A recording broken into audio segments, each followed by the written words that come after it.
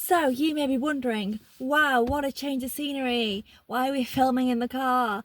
It's because today I'm going to talk about my driving stories. Now, I was actually going to make this video last week, but I didn't. And I'm very glad I didn't because something happened to me like 2 days ago that is a great thing to put in a video about driving stories. So I've had a car for about a year and a half now, and I've had a driving license for about a year. I started learning to drive manual when I was 18, which was fucking ages ago. It was before I started uni in that summer and I had some savings, but I went to uni and the guy who I had lessons with, he didn't do nights or weekends, so I'd have to like come back from uni on like a Friday really early, and I went to university an hour and a half away from where I lived, so it just didn't work out and I was kind of running out of money anyway. So I just thought, you know what, I'll wait till I get a job. Then I got a job. I started driving lessons. Let's just say something happened at university which meant I was no longer comfortable being in a car by myself with a man. So I had to find a fucking female driving instructor. I rung around so many different fucking driving schools to try and find one that did female instructors and manual. And one lady on the phone suggested to me that I went on the government website, typed in my postcode, and then call someone on the list who had a female name, because you can check who's like certified. I did that and I finally found a fucking driving instructor. I really hope she isn't watching this because what I'm about to say is kind of embarrassing. I thought she was cute there. I said it. I thought my driving teacher was kind of cute. She reminded me of Amanda. She's Russian. What more could I want? I love Russian accents. But I had my heart set on doing a manual, but I went to my first lesson and she would not stop fucking talking about automatic cars. Honestly, she kept telling me to try automatic. She wouldn't stop telling me to try automatic. And the only reason I did was so she'd stop telling me. I was like, if I do one lesson in an automatic, maybe she'll stop asking me to try automatic. And I did. And it was just so much easier than manual that I never went back. That was where the mistake was. I bought a car in March, an automatic car, and I practiced that like with another person whenever I could. So when it came time to do my test in, what was it, June, July, I felt really confident. I'm convinced, right, that they tried to trick me because I was almost there. Pretty much perfect driving test. I was like 90% certain I hadn't done anything to fail me. The road bent to the left, like it was very, very sharp bend to the left, practically a left turn, but the road straight ahead of me was a no entry, was like a one-way no entry street. Here's the thing.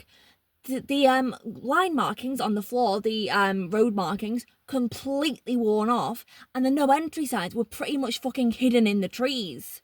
So how the fuck was I meant to know that was a no entry zone?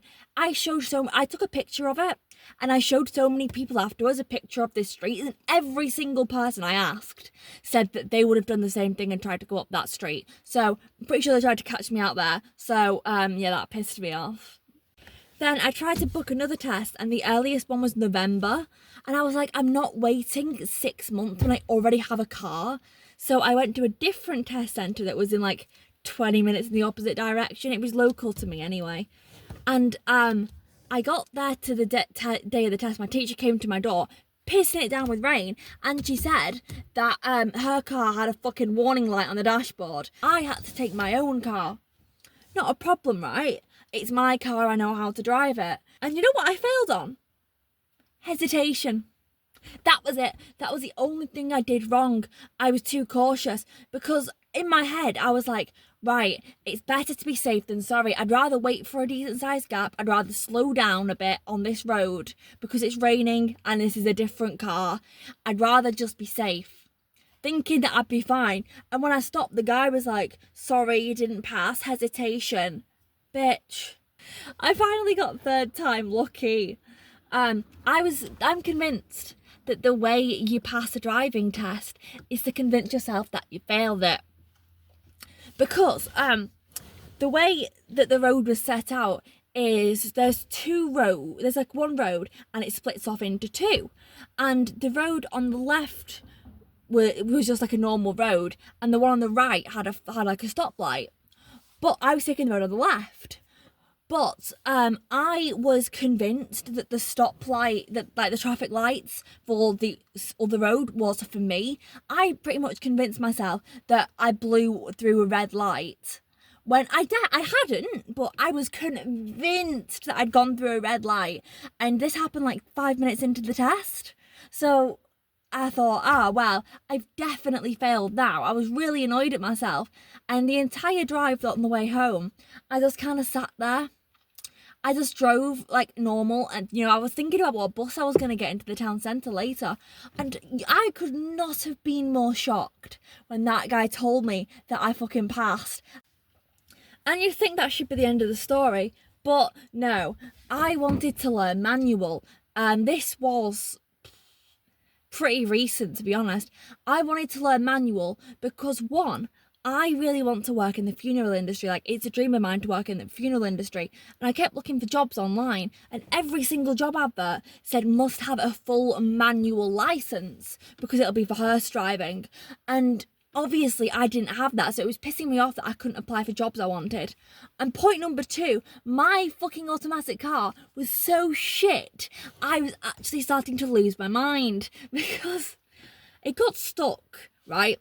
It got stuck in gear. Like, obviously it's an automatic car. I couldn't change the gears myself. But in manual cars, when like you try and go too fast for the gear that you're in, it made that same noise. But no matter what I did, it would not go faster. Like, for example, I'd be on the motorway. And it would get stuck on 50. I would have my foot to the floor, and the car was screaming like I was driving a fucking tractor, and it would just not go forward at all. It would just stick on 50, and that was me trying my hardest.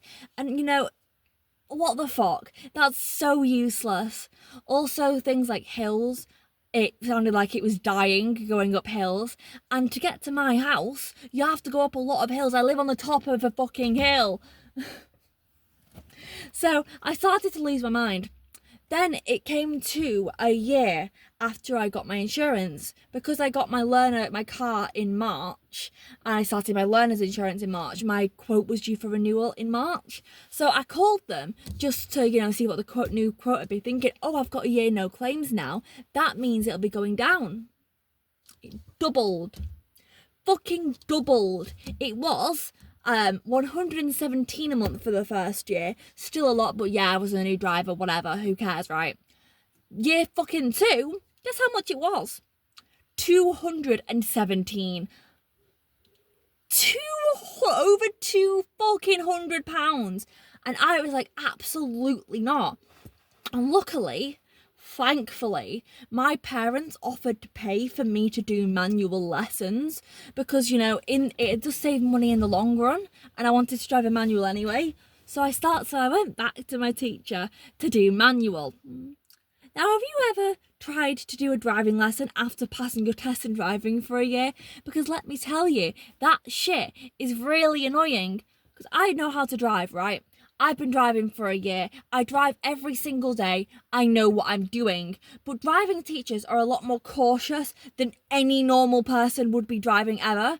So I'd be constantly getting told, I always drive one-handed. Come on, everyone does. I always drive one-handed.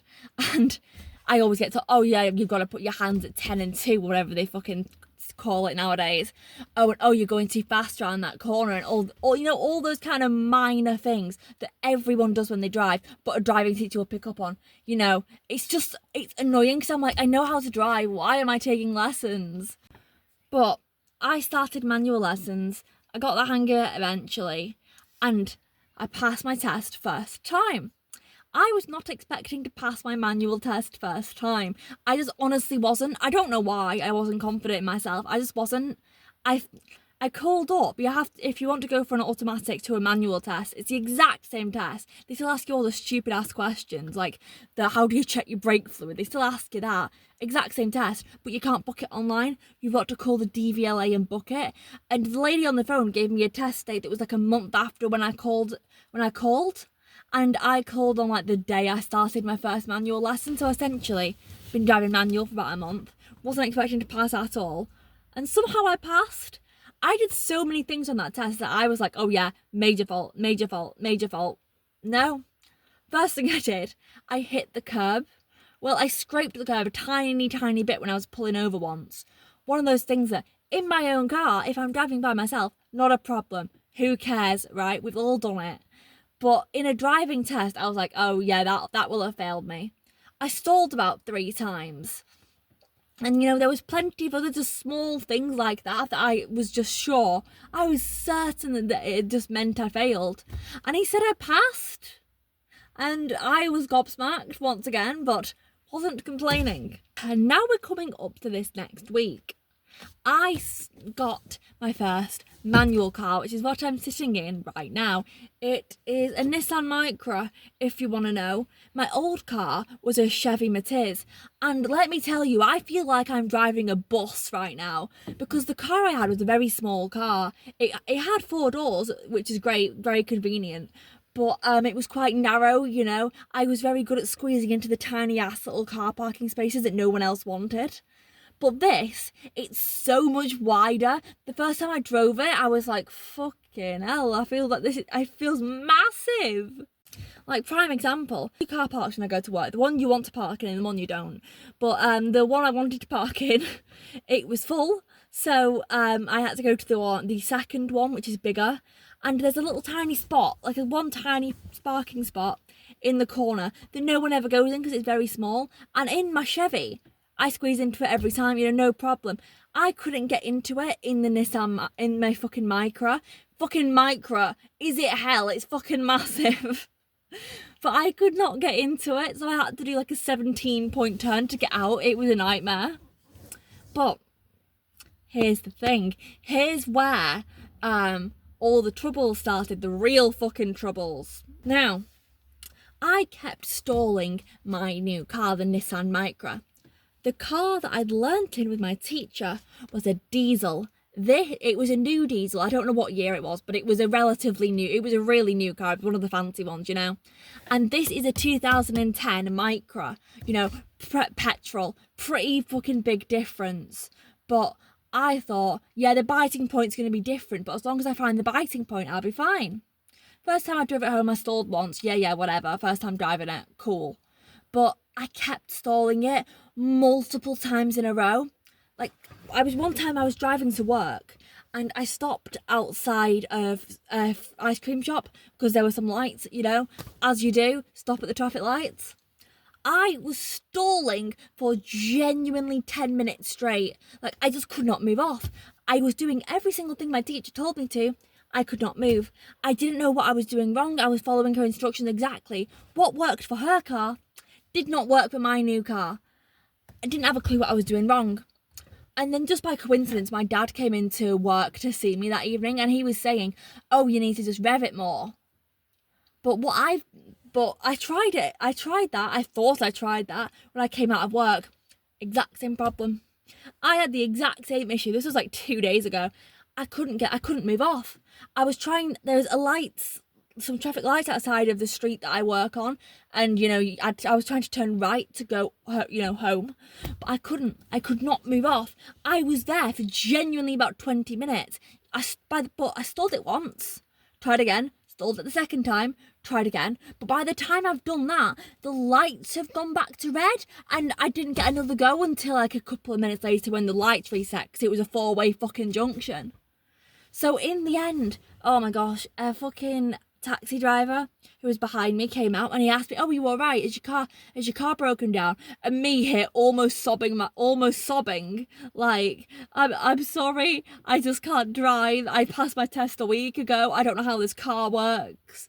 And I had to call my dad to come and bail me out. After genuinely 20 fucking minutes, I managed to pull into like a car park that was nearby. I just about managed to set off. But at this point, I was sobbing my eyes out because I just didn't know what I was doing wrong. I liked the car. There's so many things I like about manual, but I just didn't know what I was doing wrong and I couldn't drive it. But here's the thing.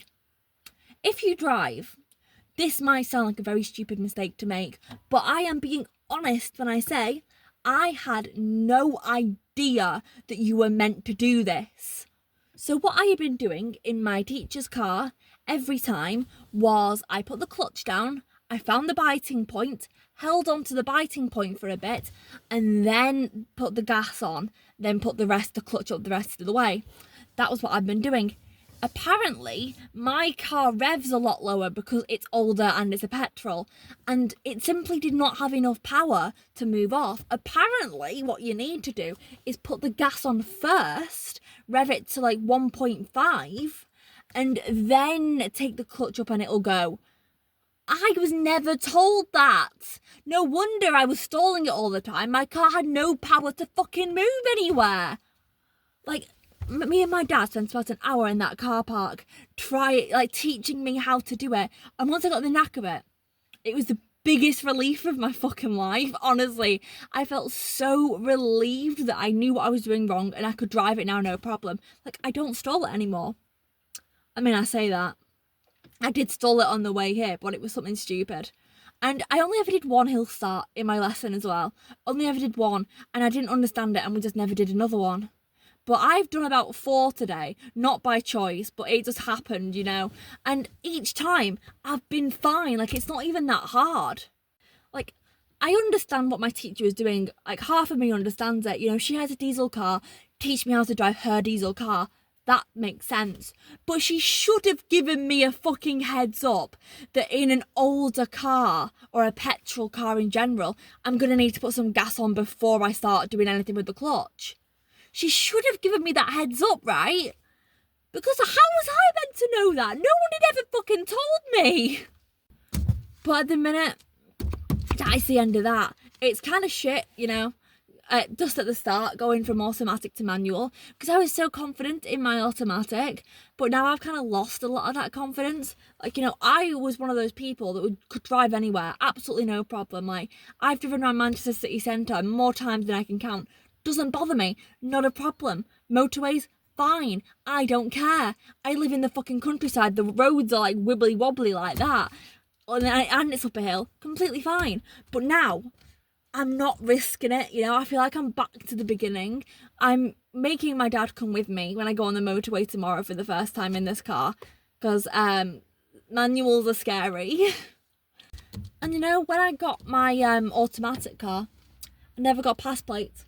I didn't need them. You know, that's a good thing about automatics. They've got no power in them whatsoever, but you can't roll backwards and you can't stall. So nothing's really going to go wrong, is it? I didn't need them, but I got pass plates for this car because I want to let everyone know that they've got to be nice to me because I don't really know what I'm doing. So that, at the minute, as of right now, is the end of my driving stories.